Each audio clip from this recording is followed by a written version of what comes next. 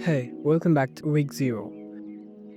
This week was about laying the foundation, and I wanted to start simple. The thing is, I already learned C in my diploma, and I just wanted to revise and, if possible, make the foundation even more stronger. The idea is to complete C first and then move to Java. So I started implementing the plan. I fired up my browser and quickly searched for great resources to learn C. Then I had to go back to YouTube to find a course I haven't watched yet. I found Caleb Curry. I remember watching him in another video someday, but I couldn't recall. Few minutes into the tutorial, I realized that I'm not into video tutorials. One thing I learned during the very few minutes I watched was the different types of OSs like Linux and Unix. I encourage you to check the differences by yourself, but if I had to say something, basically Linux is inspired from Unix and macOS is built on top of Unix. I searched for programmers and found these examples, then I got an idea to try answering those myself without any revision.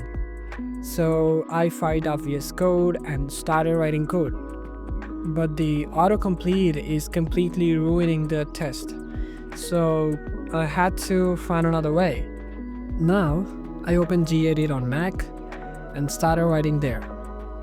I forgot few format specifiers, so I looked them up and finished the task. So this is how I ended my C program. To find ASCII value of a character was a no-brainer. So was to find quotients and reminders in C. But wait, I learned some things from my errors. We can't use percentile operator with floats and doubles. If you somehow want to, then there's something called as fmod function from math.h library. We got few more easy tasks to complete. A thing I found is the format specifier for boolean values is %d, as boolean is simply 0 or 1. Also, something called as variadic functions, which are functions that don't have any fixed number of arguments. It accepts variable number of arguments instead of fixed. The size of operator returns size the object, which is an unsigned integer. You can't use %d. Instead, you'll have to use %lf or %zu. Another interesting thing is variadic functions like printf directly promotes float values as doubles. So I had to implement swapping. I barely remember the pointer thing, but I had to give it a shot anyways.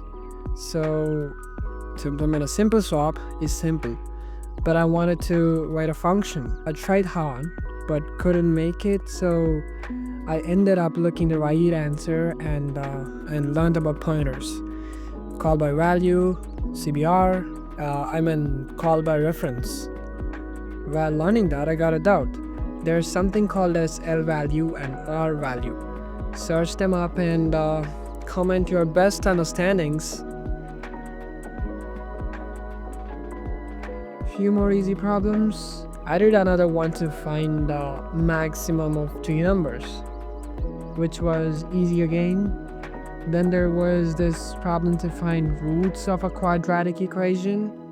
First, I looked up the formula to find the root of quadratic equation.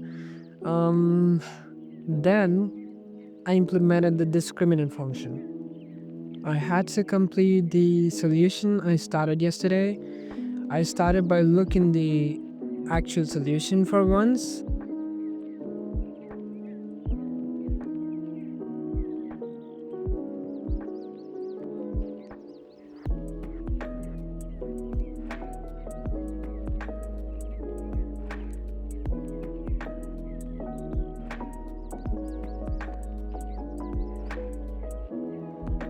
It was time for another problem, and this time it's to check if given year is leap year or not. I know that an year that's divisible by 4 is a leap year, but I also know that it couldn't be that simple. So I looked up to find that a leap year is which is divisible by 4 and shouldn't be divisible by 100 unless it's also divisible by 400.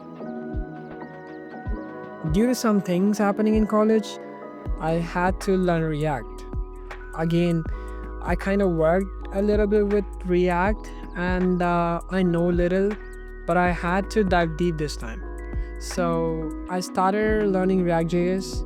On my path, I found a new word. It's called tandem. It's a group of two people or machines working together. The free code camp resource was good, but it was using create React app, which got deprecated, and I had to find a new thing which uses week. Found my way back to official React documentation. I quickly went through the document structure and jumped into tic-tac-toe's tutorial. It was easy to start and it was also easy, but as I went through it, it got a lot harder to track what's actually happening. I kept following the tutorial despite all that, but in the end, I simply couldn't keep on going without understanding anything. So I quit. I understood some of the most important concepts of React though. Now it's time for C again.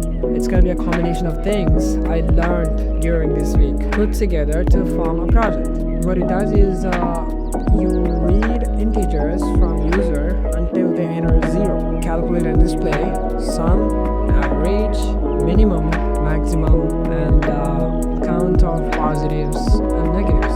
Determine is prime or not, and display results in the format of table. Fired up Spotify and played the epic soundtracks. I laid out my file with track lists, which helps me also to break the project down into parts and keeps things clear to me. First, I implemented a while loop which goes on taking values until the provided value is 0 and keeps sort of pending it to an array in the beginning of the file. I finally got it to work. This part was so damn interesting and I absolutely loved building it. So I took recommendations from Google and I made it close to perfect. My back was hurting already, so I had to quickly wrap things up, and finally my battery died as well. So I somehow managed to complete it and I was so relieved that I did.